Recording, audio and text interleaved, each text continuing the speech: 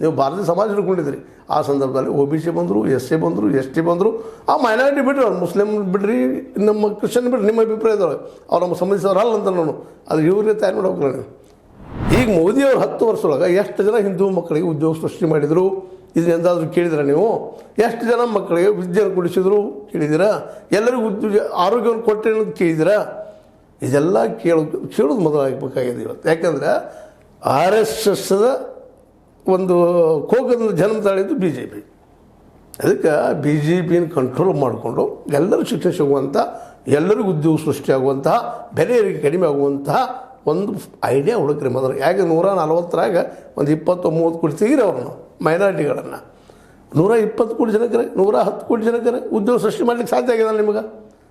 ಇದೇ ಮೋದಿಯವರು ನಿಮ್ಮ RSS ಅಂತ ಜನ್ಮ ಅಂತ ಪ್ರಚಾರಕರು ಏನು ಮಾಡಿದ್ರಿ 10 ವರ್ಷದಲ್ಲ? 2 ಕೋಟಿ ಉದ್ಯೋಗ ಸೃಷ್ಟಿ ಮಾಡ್ತಾನಂದ್ರು ಮಾಡಿದ್ರ? 15 ಲಕ್ಷ ರೂಪಾಯಿಗಳನ್ನ ಬಡವರಿಗೆ ಹಂಚ್ತಾನಂದ್ರು ಹಂಚಿದ್ರ? ಇವೆಲ್ಲ ದಿಶೆಯಲ್ಲೇ ಇವತ್ತು ಮೋಹನ್ ಭಾಗವತರು ಇದಕ್ಕೆಲ್ಲ ಉತ್ತರ ಕೊಟ್ಟು ಆನಂತರ 3 ಹಿಡಿದ್ರಿ ಅಂತ ಹೇಳಿ ಜಾಪಾನ್ ಮಾಡೋರು ಮಕ್ಕಳು ಹಿಡಿದು. ಇವತ್ತೊಂದು ಮಗುವಿನ ಬಾಣತನ ಆಗಬೇಕಾದ್ರೆ 50ರಿಂದ 1 ಲಕ್ಷ ತನಕ ಖರ್ಚು ಬರ್ತದೆ. ಅದಕ್ಕೂ ಸಿಸರಿನ ಮಾಡ್ತಾ ಇದ್ದಾರೆ ಇವತ್ತು ನಮ್ಮ ಡಾಕ್ಟರ್ಸ್ ಎಲ್ಲ.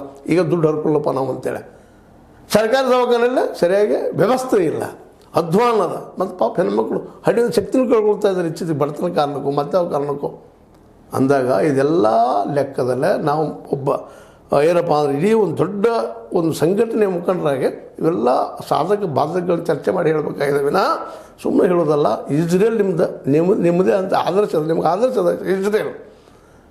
ಯಹೂದ್ಯರು ಬುದ್ಧಿವಂತರು, ನಿಮ್ಮಲ್ಲಿದ್ದಂಥ ಭಾರತೀಯ ಸಮಾಜದಲ್ಲಿದ್ದಂಥ ಅವರು ಬುದ್ಧಿವಂತರು. ಇವರೆಲ್ಲ ಕೊಳ್ಕೊಂಡು ಅವ್ರು ಹೇಗೆ ನೋಡ್ರಿ ಕಡಿಮೆ ಜನ ಇದ್ದರು ಸಹಿತ ಇಡೀ ವಿಶ್ವದ ಎಲ್ಲ ಇಸ್ಲಾಂ ಕಂಟ್ರಿಗಳು ಅನಿಸ್ಕೊಂಡಿದ್ದಾರೆ, ಬೆಳೆದಾರ, ಬುದ್ಧಿ ಬೆಳೆಸಿದಾರೆ, ವೈಜ್ಞಾನಿಕವಾಗಿ ಬೆಳೆದಾರೆ. ಅದಕ್ಕೆ ಈ ಎಲ್ಲ ನೆಲೆಯಲ್ಲೇ ವಿಚಾರ ಮಾಡೋದು ಯೋಗ್ಯತೆ ನನಗೆ ಅನಿಸ್ತದೆ, ನಿಮಗೇನು ಅನಿಸೋದು ಗೊತ್ತಿಲ್ಲ.